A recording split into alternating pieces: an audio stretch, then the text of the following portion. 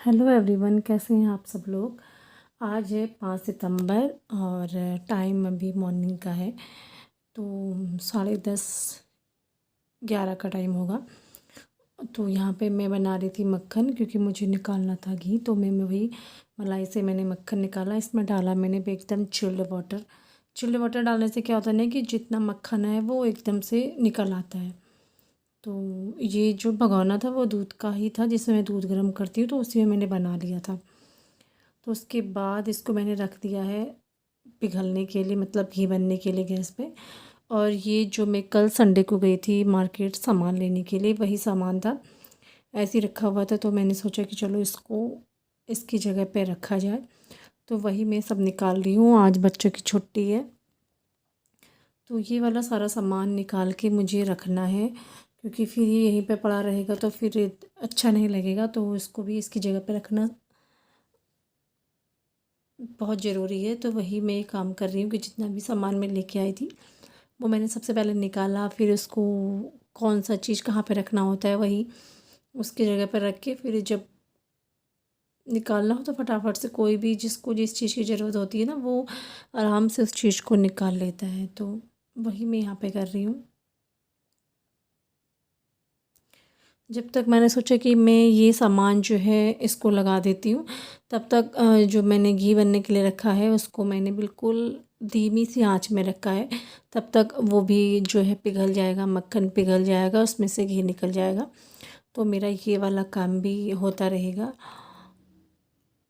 साथ साथ दोनों काम हो जाएंगे तो सही रहेगा। फिर बाकी के काम बाद में किए जाएंगे। तो मैंने सबको भर लिया है इनकी जगह में, और इसको मैंने अभी ऐसे रख दिया है डब्बा बास्केट के ऊपर। इसको मैं बाद में यहाँ से हटा दूँगी, लेकिन फ़िलहाल के लिए मैंने इसको ऐसे ही रख दिया है, क्योंकि बच्चों को हल्की फुल्की सी भूख लगी है। तो यहाँ पे मैं पपीता काट रही थी बच्चों के लिए। और जब बच्चे घर में होते हैं तो उन्हें कुछ ना कुछ खाने के लिए चाहिए होता है। तो वही पपीता मैंने आयु के लिए काटा, पीहू को काट के दे दिया था, पीहू ले गई थी काट के। और आयु के साथ यहाँ पे मैंने भी बैठ के थोड़ा सा यहाँ पे खा रही हूँ मैं। उसके बाद मैंने देखा कि अभी इसमें मैंने बहुत ही हल्की सी आंच में रखा था, तो अभी इसमें टाइम है, तो इसको मैं इस तरह से चला लूँगी। तो जो घी है वो बन के मतलब तैयार हो गया है, तो इसको मैं छान के डब्बे में भर लूँगी। और उसके बाद मुझे जो ये दलिया मैं लेके आई थी, 1 किलो दलिया लेके आती हूँ मैं, तो इस दलिए को मुझे भूनना है।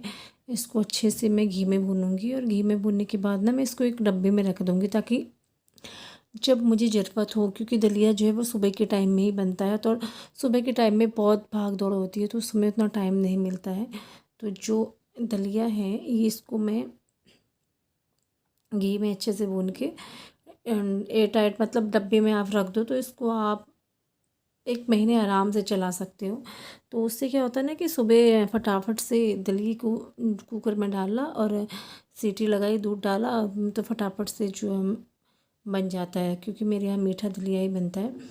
तो बस इसको फटाफट से बन जाता है। तो इसको मैं अच्छे से यहाँ पे भून लूँगी, और भूनने के बाद इसको हमें ठंडा करना है। और जब ये ठंडा हो जाएगा ना, उसके बाद फिर हम इसको रखेंगे डब्बे में। तो ये मैंने एक डब्बा ले लिया है,